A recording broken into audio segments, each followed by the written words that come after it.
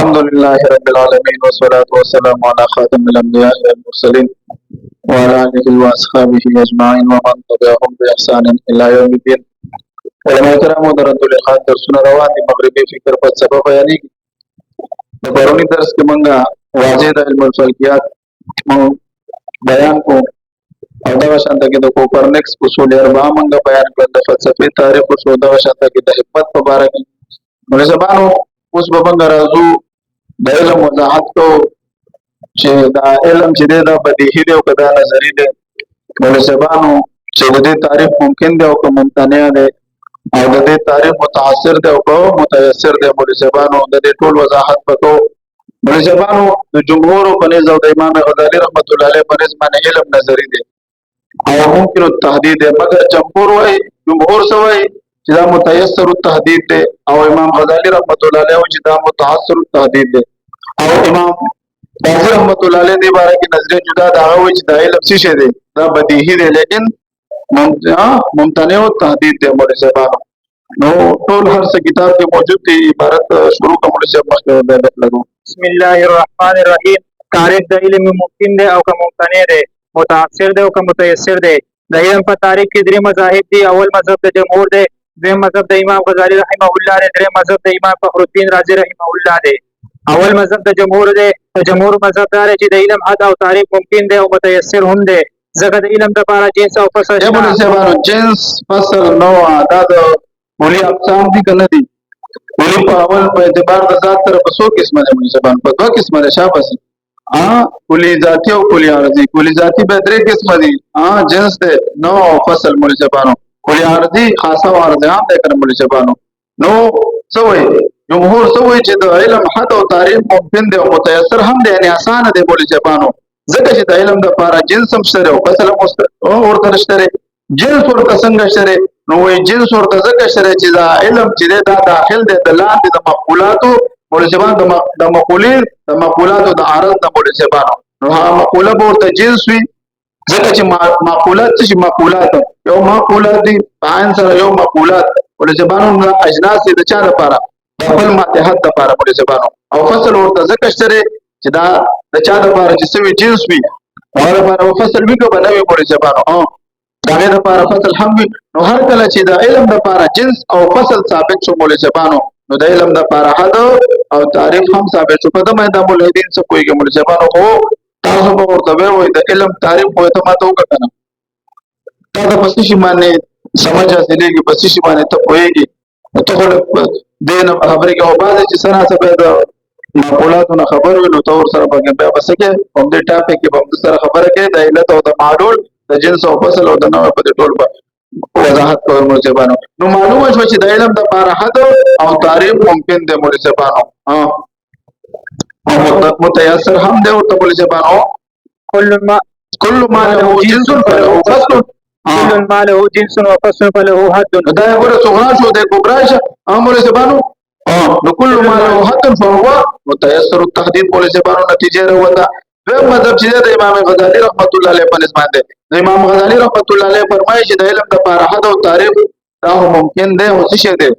متاثر دی منصبان سخت دی ځکه چې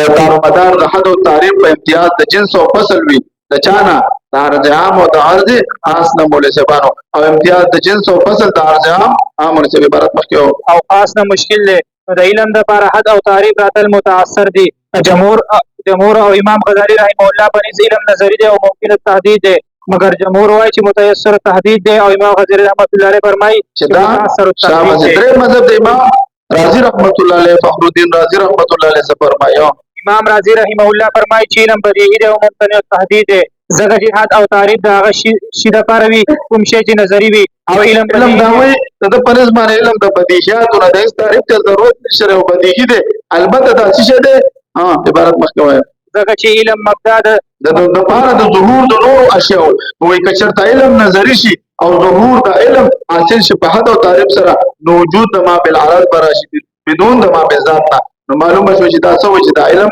بدیهی دی منصبانو دا مختصر موږ وضاحت کو نور تاسو منصبانو کچا تکمله کړی هغه تفصیل سره ویلی او کنه وی او دې سره سره علاقه ساتي دا په خپل باندې مقوله ډېر پوښت یقینا درته خدا یریږي سړی نه یاد چې دې سره دی او علاقه وي او درس تدریس کې نو به نه یریږي چې مسلسل کې او چې نه ما به ځان زړه به شي کله ما په دې باندې پوره مقاله لیکل خپل مقاله به لیکل ځان ته په کاغذ باندې او ما په لپټاپ کې سبق شو لیکل کمپوزینګ مانو یې زده کړې ما ځان ته لیکل کړی دی ما دا ټول ځکه چې په مناظره کې دا ضرورت راځي نو چې څنګه مبادیات او خبرې چې مبادیاتو کې څو خبرې هم کولای شي کنه نو دا به زده کړې خو دا مطلب به دا چې دا انسان د ذهن توضیح بیا چې سره علاقه ساتي مولوی صاحبانو ذهن تیزی کې سره مولوی صاحبانو اوس راځو اصطلاحات د علم د مولوی صاحبانو نو شرح العقائد کې وضاحت شوی دی چې اسباب العلم ثلاثه الحواس سليمه والخبر الصادق والعقل بحكم الاستقراء ووجه الضبط اسباب د علم درې څه دي مولوی صاحبانو ما د حدیث سره مناظره ونو تاسو ته د اسباب د علم په معلوم دي دوی به د صرف کوئی چې ماده د حواس او مشاهده مطابق نه کوي ته ورته چې اسباب د علم څه دي درې نه علاوه نور رستم روان دي وجدان سره تجربه سره مولوی صاحبانو د ټولو سره انسان ته سکیږي حدث سره پسین سره د ټولو سره سکیږي انسان ته علم وسیلې کې رستم روان دي ما مولوی ته ویل شي ما ته چې بحث کوو بنیاد او ابتدا به کوم ځای راکو ته به څه معنی वो जो सच होगा मैं सच का معیار क्या है اول په ماته ذرایع د علم معلومه ګور د الاوس تاسو د الحاد په مزه دغه ته ورنوځي د پیرټ ته ورنوځي اوس په تاسو مبادیاتو کې لګي اوس په مزه به تاسو ورځي اوس به تاسو مبادیات پیژنې د الحاد چې به اوس ملحد سره په ټاپک بس تاسو په نه خبره چې به ثبوت په پس سره راځي د علم ذرایع سره موږ ورته د علم ذرایع وي هغه وي ثبوت نو دوی ثبوت څه غني مستبره مشاهده غني چې په خپل دا ویني حالکه دا د ساينس د مشاهده تم دی بوله چې ستا مهتنه زه نه دي لیدلي د نور په خبره څه کوي مولوی زبانو یقین دې مولوی زبانو نو اسباب د علم چې کوم وضاحت شوی د درې دی مولوی زبانو حواس سلیمه دي هغه شانته کې مولوی زبانو چې پنځه حواس دي او خبره صادق ده دا ضروری ده خبره صادق عام معاشره کې چلیږي جنگ عظیم اول تیر شوی دی جنگ عظیم دوم تیر شوی دی چنګیز خان شانته کې هلاکوات سکندر اعظم د دې ټول واقعیت په تمه ته پراته دي کنه موږ لیدلې دي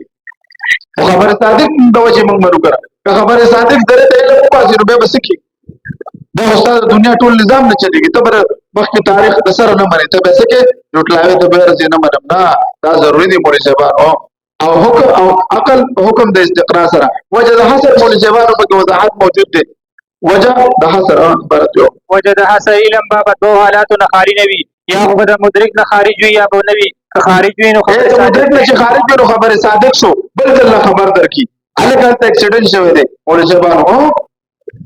او که خارج نوي نو بیا به د دو حالونه خارج نوي یا به دغه اعلی ادراکي مدرک بنوي د اعلی ادراک به مولوی صاحبانو مدرک بنوي او یا به ادراک نوي بلکې مدرک په خپل وي مدرک په خپل د حواس دي او اعلی ادراک څه شو عقل شو مولوی زبانو وجه د حسد نو په اولنی صورت کې چې کله اعلی د ادراک پر مدرک نه وي د حواس او په دویم صورت کې چې کله د دې په عقل شو د عقل شو ودلته مصنف ته شرح العقائد على سبيل التصابع مولوی زبانو عقل مدرک ګرځولې دي او حال دا چې متکلمون مذهب دا چې عقل او حواس دواړه اعلی د ادراک دي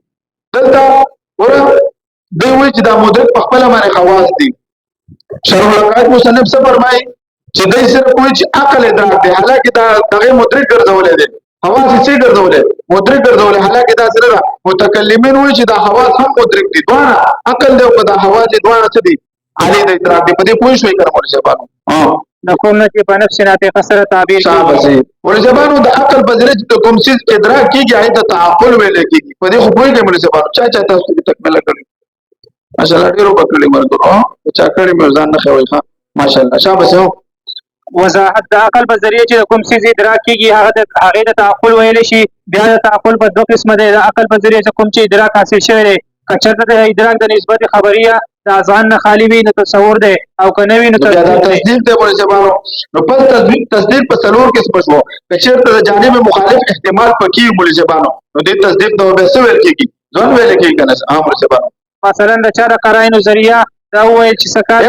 بس کیږي باران بکیږي مولوی صاحب حالکه د دې جانب مخالف د باران نو د کېدو احتمال هم شته مولوی صاحب او کدا وایي زما د ګمان دی چې سکار بس کیږي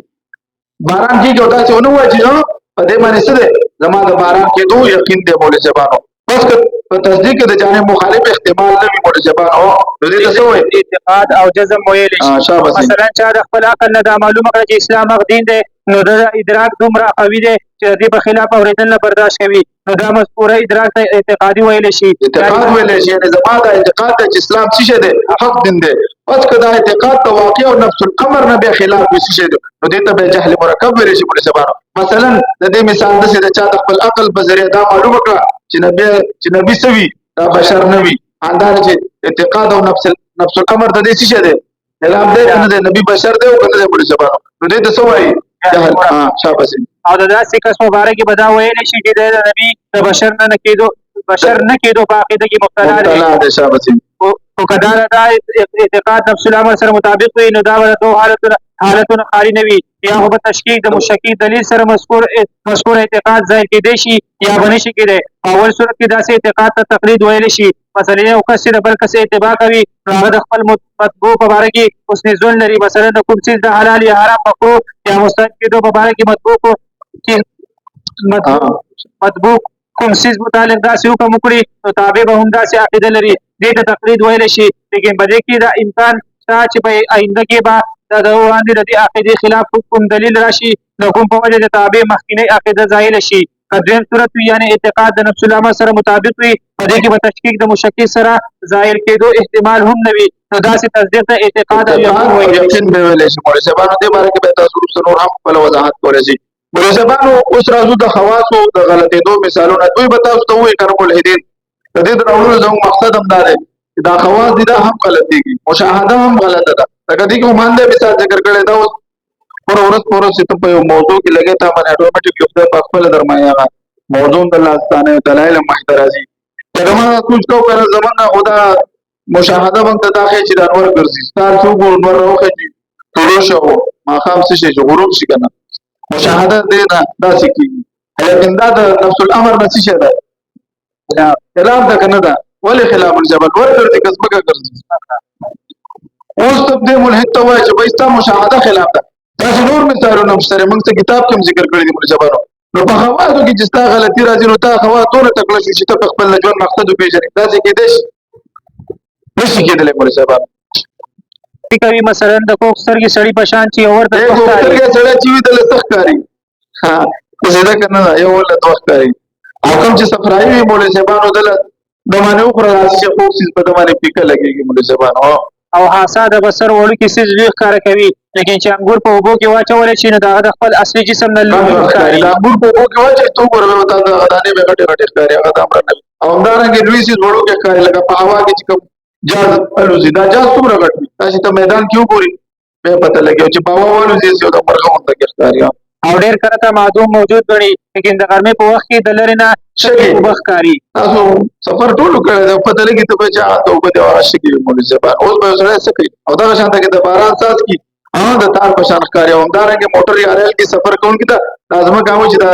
ونې روانې دي رفتار کوي موږ سره حالانکې موږ نه انسان روان دي مولوي صاحبانو نو دا وضاحت وشو مولوي صاحبانو داسې وجدان سره تجربې سره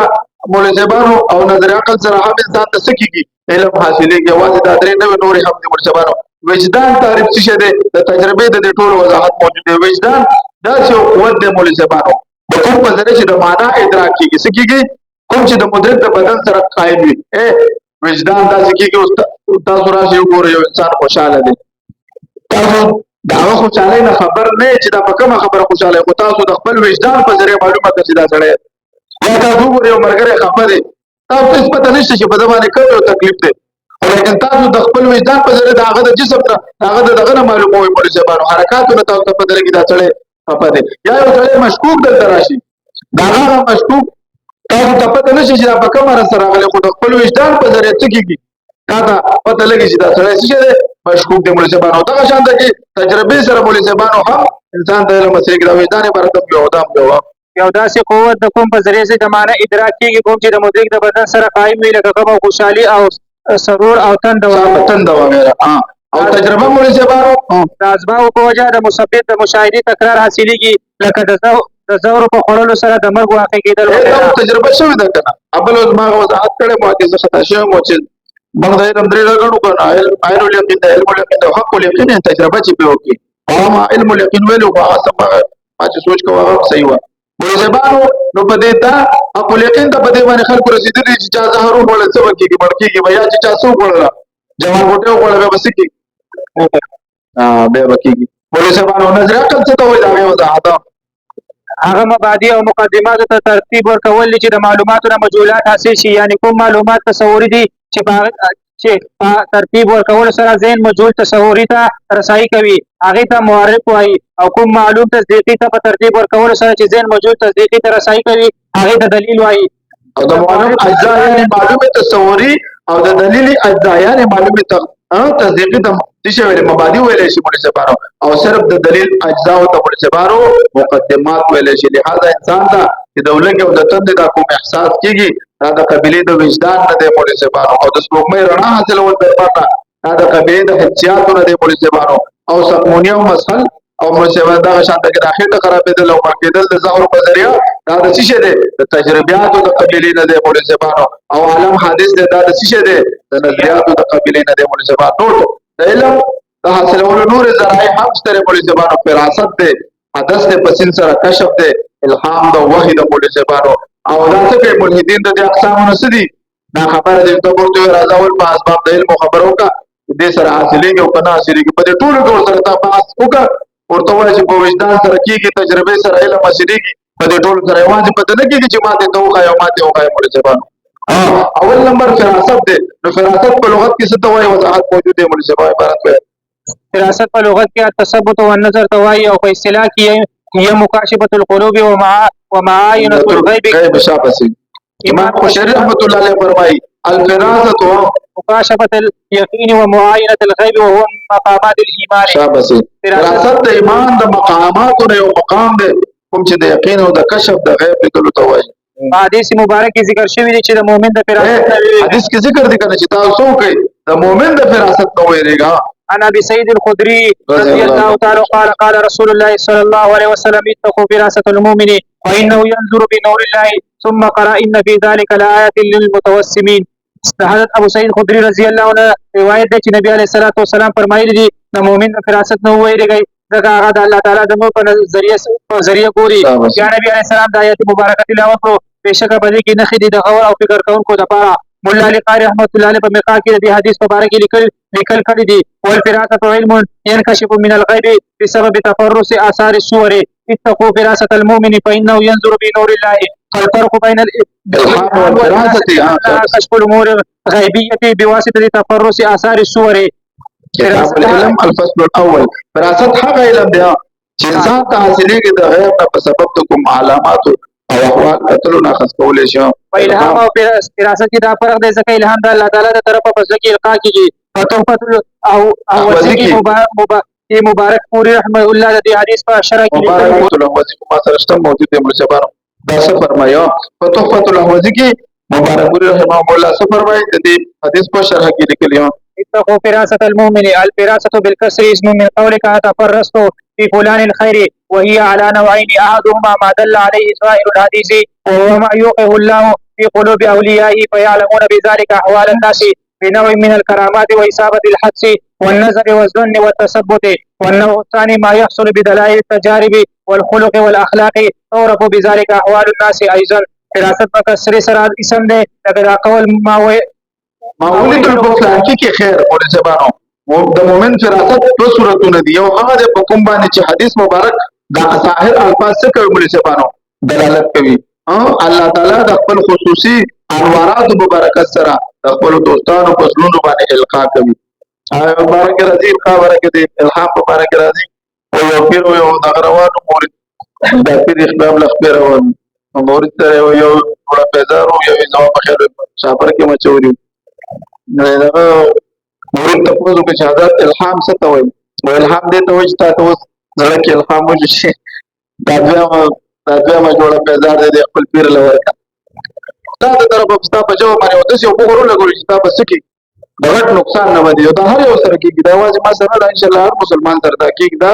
د الله د طرف په بعض وخت دا سکیږي چې هغه سکیږي ها او چې کوم ته ورسېږي د مؤمن د فراست په صورتونه دي یو هغه دی په کوم باندې چې د حدیث مبارکه الفاظ ظاهري دلالت کوي. الله تعالی د خپل خصوصي انواراتو په برکت سره د خپلو دوستانو په زړونو باندې القا کوي. او فراست دویم صورت هغه دی چې انسان د خپلو تجرباتو په وجه د خلکو په اخلاقو او عاداتو کې غور فکر کوي او هغوی د دویم صورت دا دی چې انسان د خپلو تجرباتو شفیق بلګي رحمت الله علیه ته ویل شو تا دا عقل چا نه زده کړی او کوم عقلونه او چې وګوري چې یو کس یو داسې کار کوي چې هغه څه وي ناشودنه کار و د افغانانو چې ناشودنه کار دی نو څه کوه هغه مه کوه مولي زبان فراست غیر مادي څیز دی په دې سره انسان ته یوه ملکه حاصل شي کوم چې د تجرباتو په وجه په انسان کې پیدا کېږي د دې نتیجه وي چې کوم څیز اوس کې یا یې واوري یا یې مسه کړي یا د بعض علاماتو نه هغه څیز وپېژني گویا انسان د هغه څیز په باره کې علم حاصل کړي انسان ته د ظاهري علاماتو نه معلومات کېږي فراست په نیک او بدو دواړو کې د نیک انسان فراست نیک وي او د بد انسان فراست بد وي ځکه خو د حدیث مبارکې کې اشاره شوې ده مولوي صاحبانو دویم چې دی حدث په سین سره مولوي صاحبانو دا یو داسې قوت دی د کوم په ذریعه چې مطلوب علمي طرف ته غیر د تفکر نه ذهن منتقل شي بس ته کلم دی پورې کوو ټیم هم ختم دی دویم نمبر چې دی حدث ان شاء الله دا بس